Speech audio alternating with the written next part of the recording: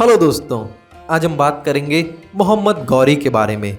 ये वही मोहम्मद गौरी है जिसने भारत में मुस्लिम साम्राज्य की स्थापना की। आज हम बात करेंगे मोहम्मद गौरी के जीवन के बारे में, उसके साम्राज्य के बारे में, उसके द्वारा लड़े गए युद्धों के बारे में और एक बहुत ही बड़ा सवाल कि कैसे मोहम्मद गौरी मारा गया, इसके बारे में आज हम बात करेंगे। और अगर आप इस चैनल पर नए हैं तो प्लीज़ इस चैनल को सब्सक्राइब करें। आइए इस वीडियो को शुरू करते हैं।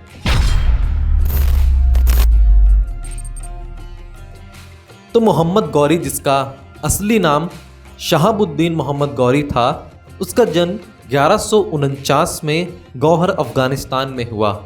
और अगर हम बात करें उसके साम्राज्य के बारे में कि कहाँ कहाँ उसने राज्य किया, तो मोहम्मद गौरी और उसके बड़े भाई गियत अद-दीन मोहम्मद, इन दोनों ने मिलकर Afghanistan, Bangladesh, Iran, Bharat, Pakistan, Tajikistan, Turkmenistan, इन सभी जगहों को अपने कब्ज़े में किया और इन सभी जगहों पर राज्य किया। और मोहम्मद गौरी के बारे में एक बात कही जाती है कि मोहम्मद गौरी एक बहुत ही महत्वाकांक्षी राजा था। वो थोड़े से खुश नहीं होता था और उसकी यही महत्वाकांक्षा उसको भारत की ओर खींच कर के लेकर आई। और क्योंकि वो भारत की बहुत सी वीकनेस को, बहुत सी कमज़ोरियों को जानता था और वो ये भी जानता था कि भारत सोने की चिड़िया कहलाता है, भारत में अपार सोना और धन है, इन सभी बातों ने उसको भारत की ओर आकर्षित किया। और उसके भारत में आक्रमण करने के यही कारण थे कि एक तो वो अपना साम्राज्य बढ़ाना चाहता था, अपनी बाउंड्रीज को बढ़ाना चाहता था और भी नई नई जगहों को अपने कब्जे में करना चाहता था।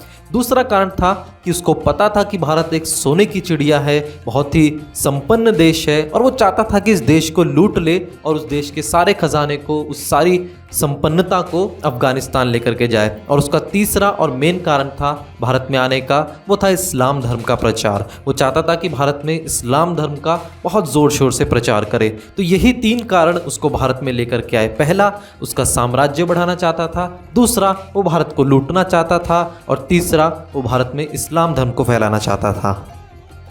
अगर हम बात करें उसके द्वारा लड़े गए युद्धों के बारे में, तो सबसे पहला युद्ध उसका सन 1175 से सन 1178 के बीच में लड़े गए, जो कि थे मुल्तान और सिंध को हड़पने के लिए।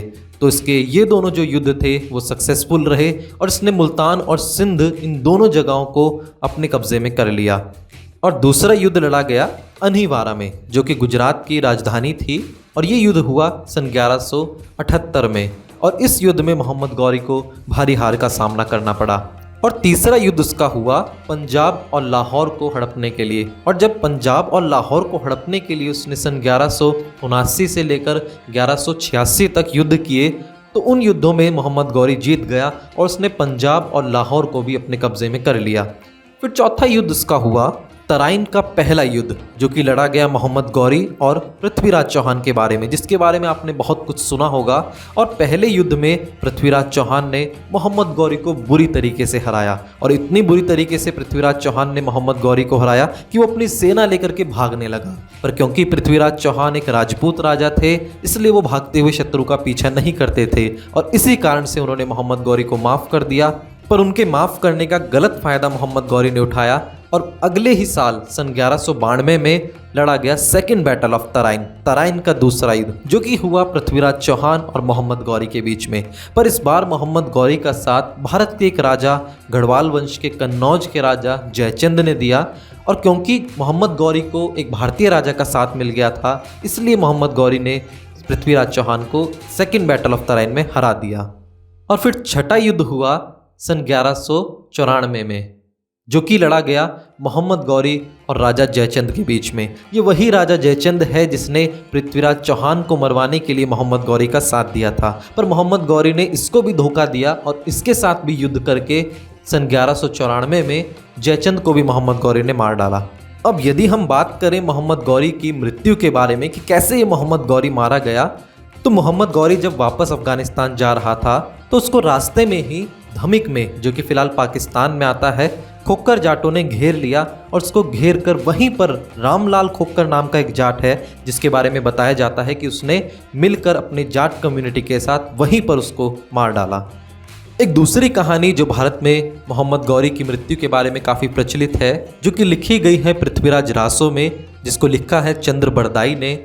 तो उसके अकॉर्डिंग जब सेकेंड बैटल ऑफ तराइन में पृथ्वीराज चौहान को मोहम्मद गौरी ने हरा दिया था, और उसकी हार के बाद पृथ्वीराज चौहान को मोहम्मद गौरी अपने साथ अफगानिस्तान वापस लेकर के चला गया था बंदी बना करके, और पृथ्वीराज चौहान की दोनों आंखों को मोहम्मद गौरी ने फुड़वा डाला था।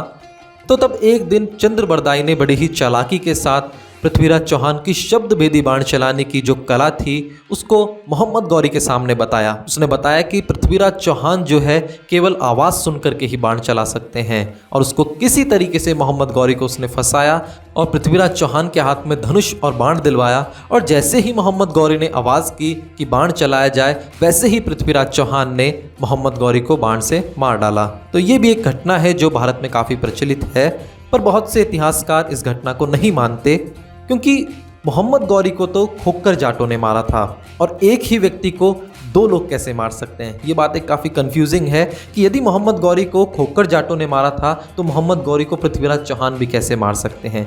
और दूसरा कारण ये है कि बैटल ऑफ चंदावर जो कि सन 1194 में लड़ा गया, जो कि मोहम्मद गौरी और राजा जयचंद के बीच में लड़ा गया, जिसमें मोहम्मद गौरी ने राजा जयचंद को हराया और उसको मार डाला।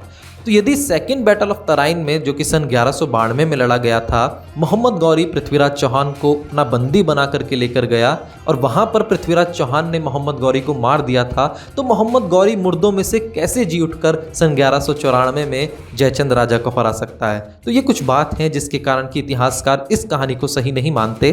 पर चाहे मोहम्मद गौरी को किसी ने भी मारा हो, एक बात तो निश्चित है कि उसकी हत्या जो है किसी भारतीय के हाथ ही हुई थी। तो आज हमने इस वीडियो में मोहम्मद गौरी के बारे में जाना। अगर आपको ये वीडियो पसंद आया तो इसको प्लीज़ लाइक करें, शेयर करें और सब्सक्राइब करें। Thanks for watching this video.